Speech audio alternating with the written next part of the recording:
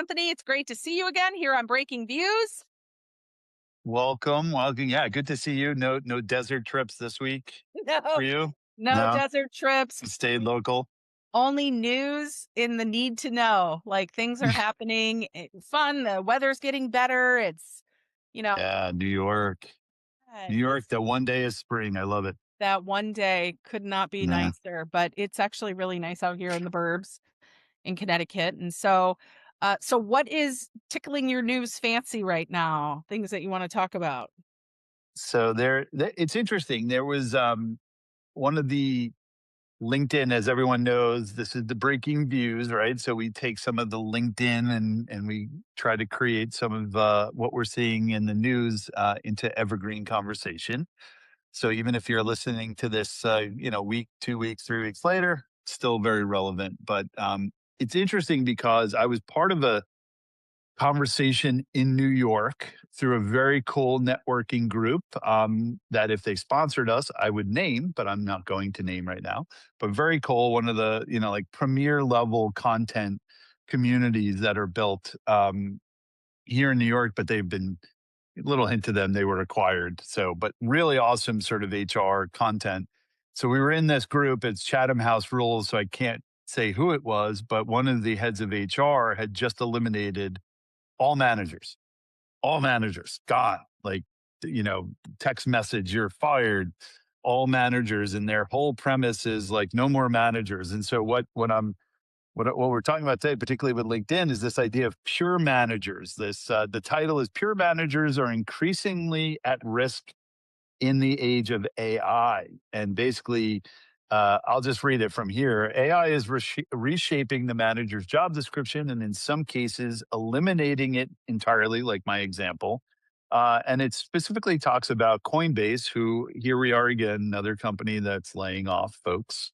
Um, where their CEO, Brian Armstrong, declared that there will be no longer pure quote unquote managers at the company. We've seen this with Jack Dorsey, Snaps, Evan Spiegel.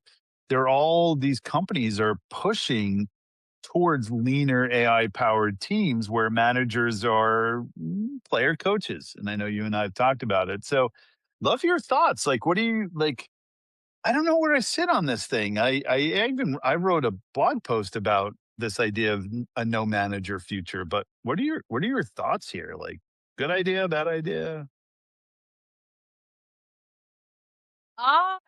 Like I feel like this is a moment where if I had any training in improv, it would come into play because I want to be like, yes, and I want to yes and what this looks like. First of all, this context of player coach is really fascinating to me. Both somebody like it's so confusing, right? This like I'm playing the game, but I'm also coaching everybody around me, and we're all player coaches, and that presumes that everybody has a solid uh capability to be both a player and a coach. And oftentimes I do find that one of the things that I think makes this concept attractive is that companies struggle with their managers, with their ability to dig into the actual managerial work. I know I worked with an organization for a long time in my career, and we always talk very openly about what is like your breakdown of time spent doing actual management work versus actually doing the job. And I don't think that concept really got drilled into most organizations. This idea where we're promoting people because they have do really great in their current role doesn't necessarily make everybody great for the Yeah. managerial leadership role. So, I think that there's that piece of it. And then there's the piece of like, what is the AI impact of teams? Right. And is everybody like player coaching themselves and then just their AIs? Yeah. Oh, it's really I puzzling. it's interesting. Like as you were talking, and we're introducing this concept of player coach. I'm like, when were they coaches? Like in most of my career in startups, dealing with managers, 9 times out of 10 they were players. And the struggle I had as head of HR was they were not coaches. They weren't. It's not instinctively. They weren't. and I'm not saying all of them. I've worked with some really good leaders that were just instinctively good human beings, good leaders, good coaches. Well, good humans. Yeah, I think most, if you did a broad stroke across most businesses, coaching is a Got that, struggle. Anthony? What's that? I love the backtrack. It was like they were good people, they were good leaders, they were good coaches. Well, they were good No, people, they they were good people. were really good. Yeah, no, they're terrible coaches. Coaching's hard. Like coaching is difficult. And so for me, it's like, I'm going to interrupt you for a quick second. yeah, please. In your experience, if you had to give a shout out to somebody that really Ooh. demonstrated strong coaching acumen, who would that be, and did they Hmm. teach you or impart to you that you feel has been instrumental in your own role as a coach?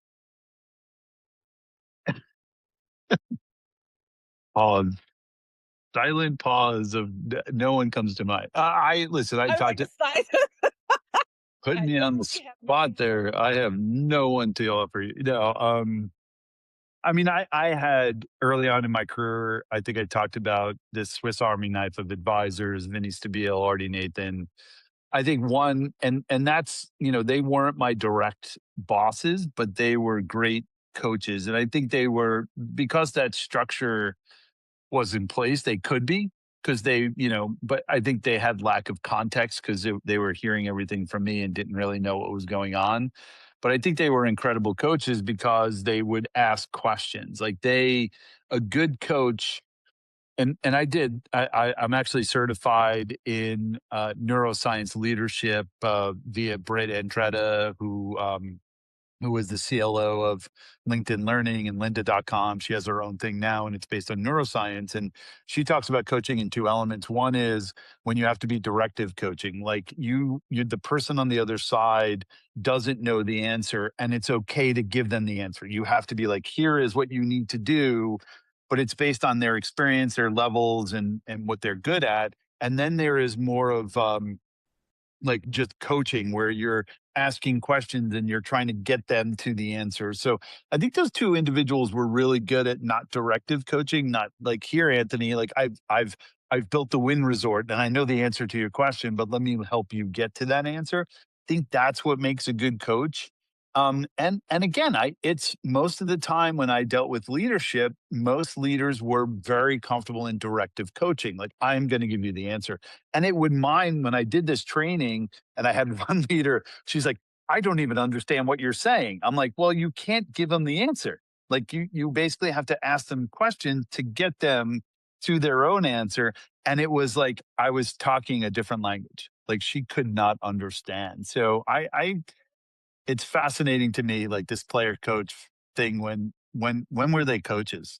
Like when were these Well, it's folks coaches? interesting because what you just described is a very like Socratic way of coaching, right? Like Right. people to their own conclusion. And I think for me, I always took, because my career started in L&D. So I was training salespeople from the time I was 24 years old.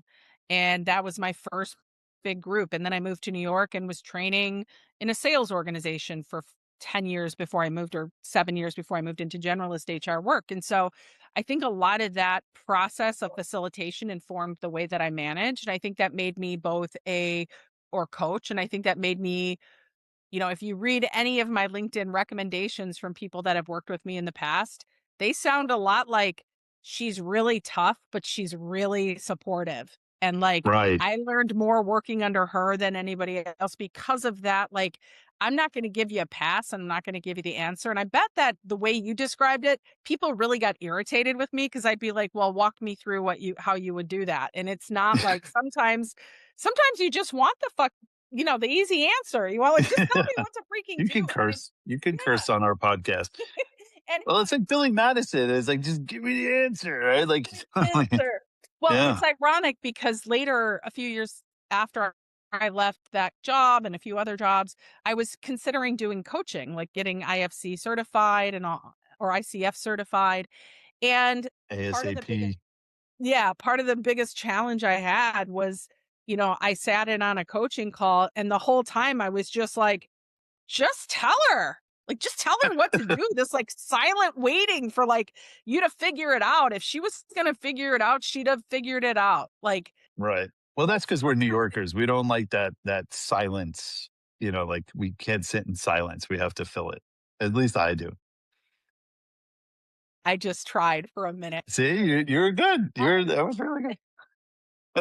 But I think this idea of like now we're going to have, first of all, the hill that I'm gonna die on, if you will, is this idea that we're all at this same level of insight, exposure, experience to AI.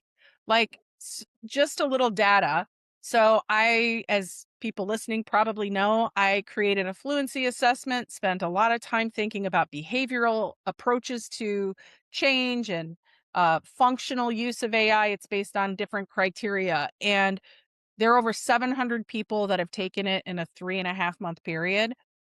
53% are still at the explorer stage, and that's from people all over the country and some people globally. I have people from, oh my gosh, Germany, France, Israel, all sorts of places that have taken this assessment. And across the board, it's very clear that people are practically using it, but very low in AI actual literacy. And so this idea, I share that because this idea that now we're going to, flip a switch and now all managers are gone. I don't know who's driving the bus. Like, and do we trust the drivers of the bus? Like, It I, sounds I, like the driver got fired. yeah. They were managing I Now mean, it's just, have you seen that?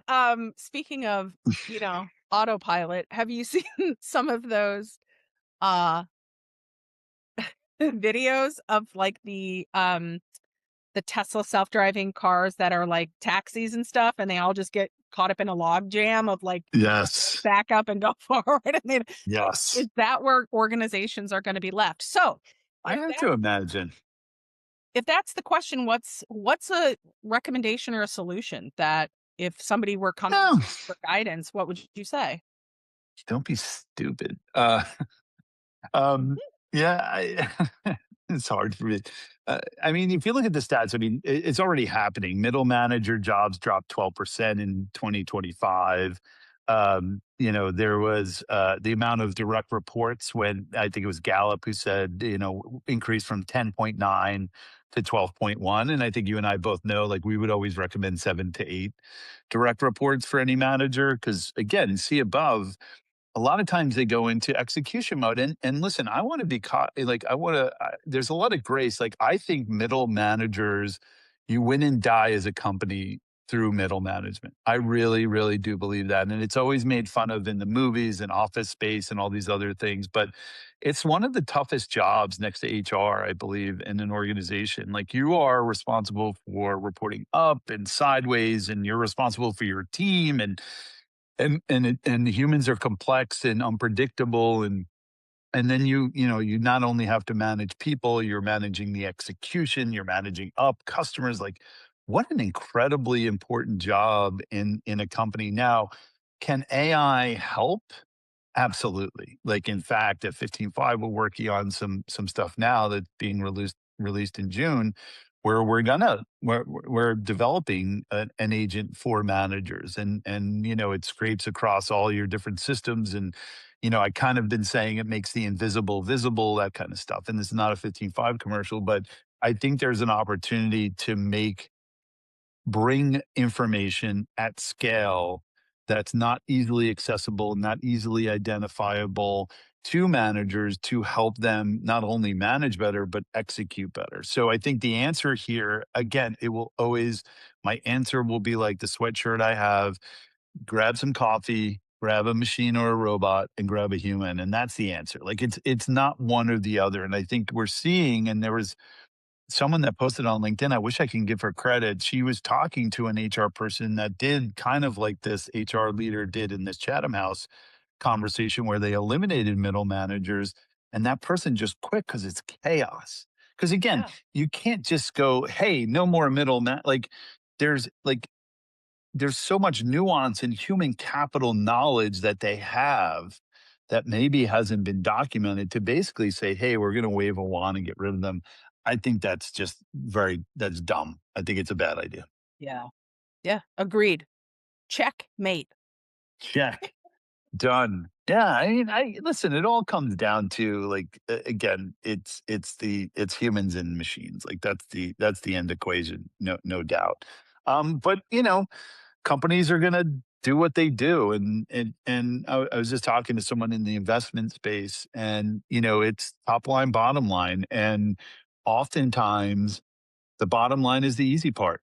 It's easy. All right, we're going to get rid of all our managers. And geez, what an incredible payroll save that's going to be for your Sure. organization. You know what that So, brings up for me, Anthony, is I think in a lot of these spaces, I'm not talking about huge enterprise level organizations, but the the challenge maybe in the smaller organizations that see activity like this happen, go to their person that they hired as your director of HR who maybe has 4 to 5 years of experience in HR and says like, here, this is something we're going to implement and I need you to execute it, and they're like following orders without the confidence or the understanding to say, okay, I've seen big decisions made in haste lead to dramatically terrible results. We we can't do this. yeah, Let's formulate a strategy for what we're trying to like, and I think it's that piece. Like, what are we trying to get to? Is it just bottom line numbers? Is it like, you know, just we need to reduce dollars on payroll and benefits, and so we're just gonna scrap people? And I you've think talked it's, about this before, this like, yeah, hey, well, you certainly can do that. As I like to say, you can have anything you want, but you just might not be able to have it here. Like you can have that, but then there's nobody to purchase, there's nobody with the income. And right. we can get into this as a second conversation, but this commentary in my feed now, which I think is probably in years too, about layoffs being down from early 25, which seems shocking to me if that's true based on everything we're hearing. Yeah. I think it's also just sort of putting a bow on the manager conversation. I think there's a couple elements. One, as I was talking with this investment group, it's easy. It's easy to cut. It's like it's one of the things you can control for almost 100%. So what I mean by that is if you have 10 managers, you can fire 10 managers. And all of a sudden your payroll costs decrease. Like that is an immediate control you have Yep. as an organization. You cannot control as much as, with all the AI tools and the amount of data science that goes into it. You don't know revenue is unpredictable. Like you're you're in supply chain and missiles get lopped off to Iran and now you don't have supply chain capabilities, or gas goes up and now you're an airline and you're going out of business. Not that that's the reason they went out of business. They've been struggling for a while, but like it's too variable, so it's easy. And when it's easy, that's what you go for at first versus, hey, if what if AI can create more efficiency, greater output, like all these other things, not replace, but make us better at all these things. Now it's a different conversation, but it is what if. Like I know right now I can reduce headcount. I can do that. I can tomorrow. I can fire people, and that's it. It's finite. Where like the other thing I'm taking a gamble on. So anyway, and that goes to the layoffs, right? Like you just said, we're just seeing that in a bubble, right? Like you and I are in the tech space. We're highly leveraged in that space, and so all we're seeing is layoffs, and that has been the biggest area where layoffs have not gone down; they've actually gone up. So it's this weird dynamic when you're in this bubble that you're like, oh, the world is ending. But then you go to healthcare and they're up and they can't find people and they're struggling with talent. So it's like it's interesting to see like these numbers and see all of these things and just realize, like, especially with something like that that comes out that says, everything actually is down, layoffs are down. except for the area that you work in. So I don't know. What are your thoughts about these layoffs and all this the other industries that are out there? I think you're right that it's easy, and I kind of just fell victim to that myself of like, oh my gosh, what's happening? And you know, how can they say that the numbers are lower than last year when all we seem to be hearing about is the numbers, the numbers, the numbers. 4,000 people here, 30,000 people here combined, 15,000 people here. And it just feels very, it feels like I got caught up in my own media hype cycle when what I do often is talk shit about other hype cycles that I think there are, I've talked about like AI hype cycles around every 3 months. It's about the environment, then it's about hallucinations, then it's about self-harm that people have done, and there are these moments that are captured that are just exacerbated by, you know, the media engine and social media, and I think I just got caught up in that. Like, I haven't, and I need to, but I haven't taken a real look at, like, what are things across the board? Um, it just feels like we don't, and this is more about breaking news and news stories, but it seems like there's this intention or, lack of where's the good story? Where's the Yeah. positive story? Where's the thing that's going well? Where's the thing that people are excited about? I mean, it's just like, and I don't mean for this to be like a downer thing, because I think there are so many, things that are happening on individual levels that are really positive things, but like, you just never hear about them. Yeah, it's interesting. I mean, they, in this report that they shared, it's, most industries, in tech, mostly leading, are using AI as an excuse, which I know we talked about last time, so we don't need to rehash that. But, there are some, the interesting thing that I read in that report is where is the good news? Like, what industries are hiring? And they say automotive actually leads all industries with about 12,000 hiring plans, and it more than doubled that announcement through April 2025. So automotive, like who would have thought that would be leading? Entertainment and leisure is second, even though it's down from last year. But aerospace and government and all this, like it's just interesting to see how this kind of just this movement in the job market and the signals that it represents. Like and you would imagine like technology being the first to think about the replacement of human beings with AI. There was an interesting so Simon Sinek, obviously, a lot of people know, very famous for the why conversation. He was interviewing the CEO and founder of the Savannah Bananas, the baseball team that eschews baseball to people like me who think baseball is just really dreadfully boring. And it's just this entertainment element. And he was asking him, like they went. It's on Simon Sinek's podcast, and it's a great interview. And he's like, the only reason I could do what I do is that I'm not taking any investment money. And he basically said their goals aren't my goals. He's trying to create a fans first experience. He's trying to create all these elements by keeping tickets down and all this sort of stuff. And the only reason he could do that is because he doesn't have a board or investors saying, you got to maximize profits or you have to do things a little bit differently. And I just wonder, like, is there a world where, that's a dying breed? Like there is very rare, like he talks about sitting on inflatable beds and going and shopping for food $26 a week. So he and his wife were struggling to get this thing started. Now it's a juggernaut. My family and I, we went to Yankee Stadium last week and and the stadium was full, and I haven't seen that since postseason Yankee baseball.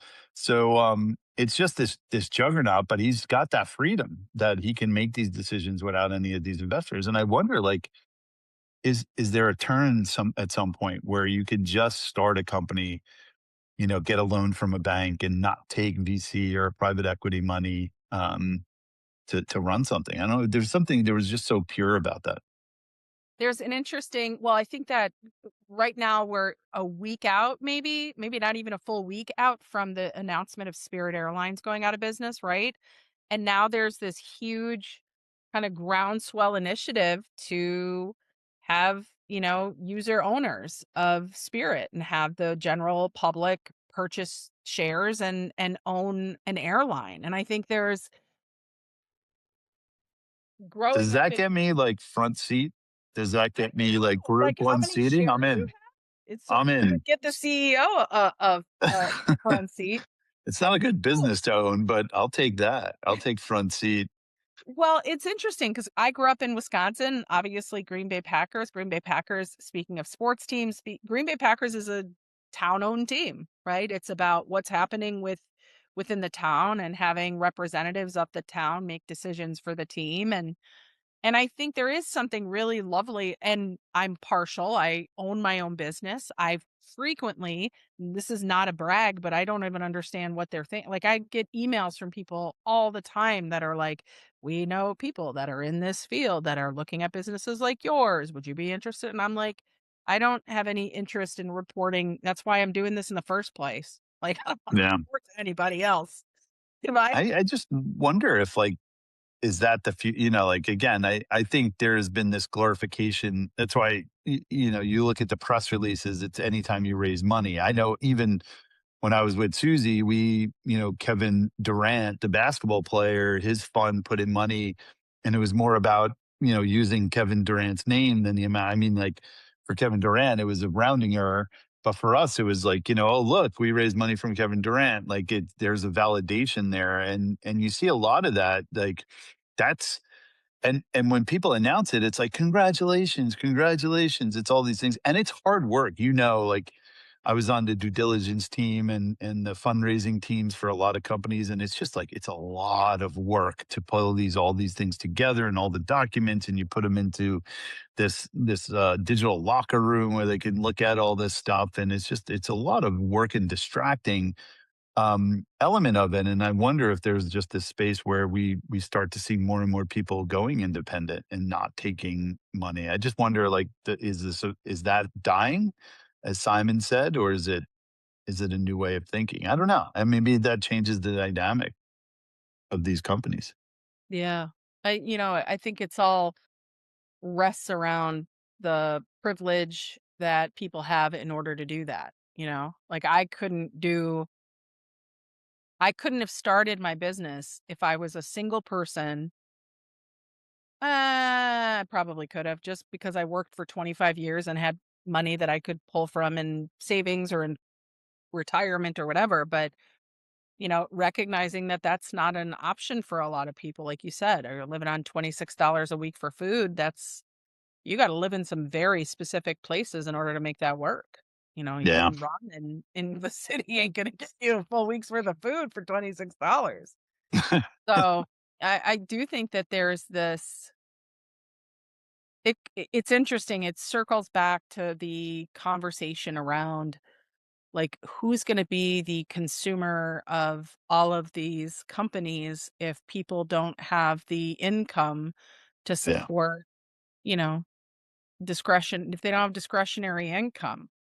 Um, I was telling you about my students, as I teach at university, they have a final project, and one of them is doing an app on adulting, and part of it is like, here's what the average income is for this role, here's what the job market looks like for this role, here's what the national job market looks like, and it's a stark picture. It's Mm, not, it's a rough picture. So I the idea of I'm gonna kind of put my spin on it to say that if you are listening to this right now and you are relying on a single organization to support your livelihood, I'd highly recommend you find something that is a parallel or multiple parallel paths I'm a big fan. I have the domain of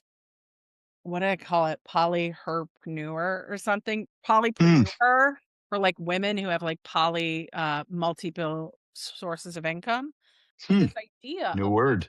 yeah, coming up and growing up, if would I have thought 20 years ago that I'd never need like, oh, well, I'm going to have this role and this role and have this income and this income.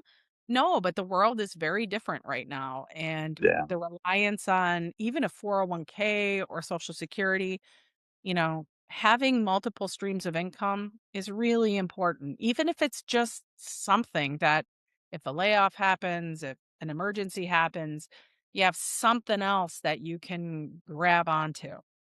yeah, yeah. I think it's it's investment advisor will tell you to diversify, right? And it's the one place, and that's again, it's the frameworks we grew up with. It's the framework of working for one company. My dad, I tell the story a lot. He worked for the New York Times, and then towards the end of his career, they made him reapply for his job and forced him into retirement. And that was the thank you for that they gave him for working and dedicating his whole life there. And again, it's a very different structure, and we can go back to arguably sort of the short-term thinking in the 70s and 80s, and the incentives and all this thing. But to circle it back with like layoffs and managers, it's like, is this, is it better to have the Savannah banana type of growth where it took longer, you cut your teeth and it wasn't an immediate, like he talks about struggling and selling tickets for the first couple of years. And now it's like you can't he's got a 4 or 5 year wait list. He's got 4.2 million people on the wait list for games. I think he said he has over like hundreds of thousands of people waiting for jobs. Like he has a wait, like that's a what a great story that is, and he's making money and he's selling out stadiums. I'm like, yeah, like what? Maybe there's a there. Maybe that's the new template, not necessarily a dying breed, but I kind of hope so.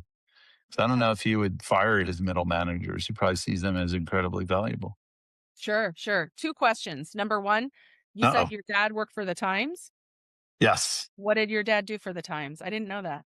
My he was a father-in-law. controller. Okay, my father-in-law worked for the Times for his entire career. Ah, His he said entire Ernie Onesto. Ask him if he knows. Oh, I will, I will. Second of all, is this idea of, would the supersize global business of 180,000 employees, is that just going to be a relic of the past at some point, where Yes, is more about the skill or functional support that smaller connected teams have the ability to deliver through like, some of the functionality of AI in the way that we've talked about it. I really hope so. It would be a nice I future. think so. I think we saw. I wrote an. I think I wrote an article on this, not necessarily in the AI blog, but on LinkedIn before I had AI and HR, and I looked at the organizational structures of like GE, hundreds of thousands of global employees, and then Google, almost quadruple the revenue and value of GE and having much less employee base. And then I think I went as far as like Instagram, which sold for, billions of dollars, that had, I think, on their books 20 people. So I think there is, I mean, part of this is you could probably start a company now and build with some agents and other things and not have a massive of human capital and be successful. I don't know if you get to extreme revenue numbers without people, but there's definitely a world. And like if you think of that positioning to any VC, wow, we don't need people to make, like it's a dream situation, right? So God, um but I believe so. no I complaints.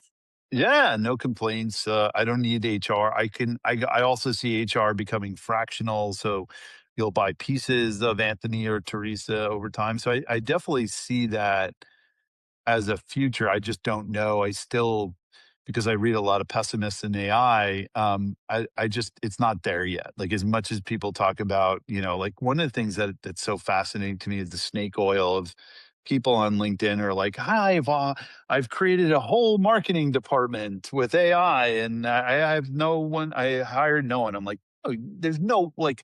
I just tried to have Claude look at my my LinkedIn, and I got some interesting feedback. There's no way you're automating your entire marketing department. There's no way. So I think there's a middle ground here, but I do. I think people are going to start companies. You listen, your students, you said they were starting companies. They put stuff on Lovable and they're building organizations around it. Like I love that idea of this, adulting kind of app. That's a great idea. Yeah. It fills in a gap, and one person with Lovable, built a MVP and potentially a real business. So I think, yeah, I think that is the future. And I look at my students, and that's that for the majority of them, while they might be taking an entry level analyst role upon graduation, all of my 63 students that I have this semester, every single one of them raised their hand when it was like, do you envision yourself at some point owning your own business? And I don't think it was Mm, because of like a peer pressure. I think it was the ability to build, and their